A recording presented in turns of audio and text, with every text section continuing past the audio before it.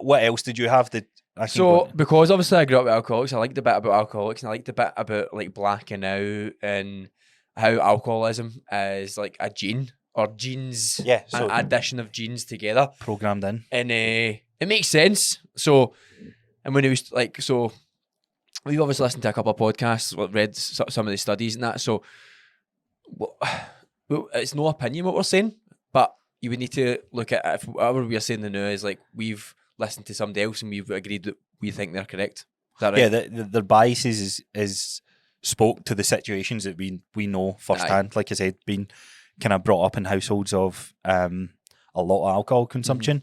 Somewhat this just being outright totally alcoholic. And so there's two types of people when you drink.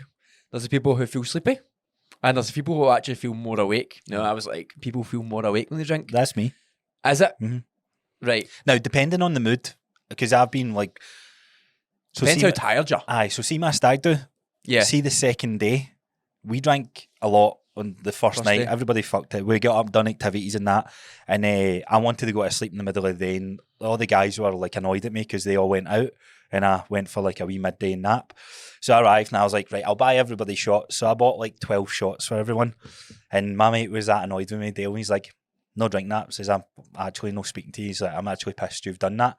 And I was like, what would make it up? And he's like, if you take those 12 shots in a row. So I done 12 shots. Bang, bang, bang, bang. No whitey, nothing. Continued drinking every half an hour maybe at this point. Nothing. No response to me. Now, I think I want to actually speak about this. I didn't look into this. No, but I didn't. I definitely know as someone who has more muscle mass and consistently goes to the gym and doesn't drink as often and I've got 96 kilos, metabolizing alcohol, I do it faster than my friend group. Yeah. I know for a fact. When we went to Prague, I was literally legless in the place that we were drinking at, the cocktail place. And my mate went to take me home. And as soon as I came outside, I was like, I'm actually pretty sober now. I knew what I was doing. I was cognitively aware. He, who was meant to take me home, became legless. I was like, what the fuck happened there? He's, I think, maybe like 80 kilo, like definitely a lot lighter than me. So mass has its part to play on metabolizing the alcohol. If you're a small, see these small women who go, I can drink you under the table. That's not a good thing. That you can drink me under the table. That means you're so tolerant to alcohol that you drink that much. Just a veteran. But so we were talking about the genes and the makeup. So I'm definitely someone as they drink, I can feel the hyperness, and maybe that's why I like the one from time to time. Yeah, because there is a wee initial buzz. There's a wee hype with it. But I very rarely will I get sleepier. But the thing is, and you'll know this, that's if you wake up when you drink. Like, you'll wake up after the first couple because that's just how it goes. But then after that, a lot of people would start to get really sleepy. But a lot of people stay awake. And I always wondered when I was at gaffs and people didn't take drugs, I'm like, how are they staying up? And it's these people.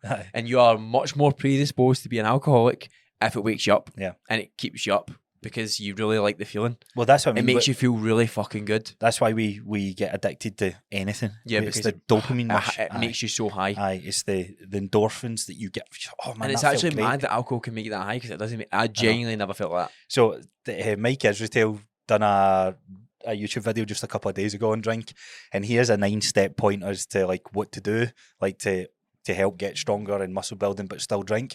And he's like, God invented weed for a reason. He's like, just if you're looking to get high, just smoke some weed rather than getting the buzz from that. Aye. So I don't know what I feel about that, but I guess, like we said, if you're back to the 18, 19, 20-year-old self, it's hard because everybody's sort of doing something if there's something that you want to do, but then again, that can lead you down a different path. And another thing, when I was like, fuck man, this generation's fucked, and the generation before, like a few generations before, if you start drinking before the age of 15, you're more predisposed to be an alcoholic straight away. Yeah, so it doesn't matter if there's alcoholics in your family, or like, it doesn't matter anything. If you drink before that age, like a considerable amount, then you are more predisposed to be an alcoholic as well. That to me that was fascinating, but that plays into the point that we've all got this kind of shelf life of what we can be immune to up to a certain point.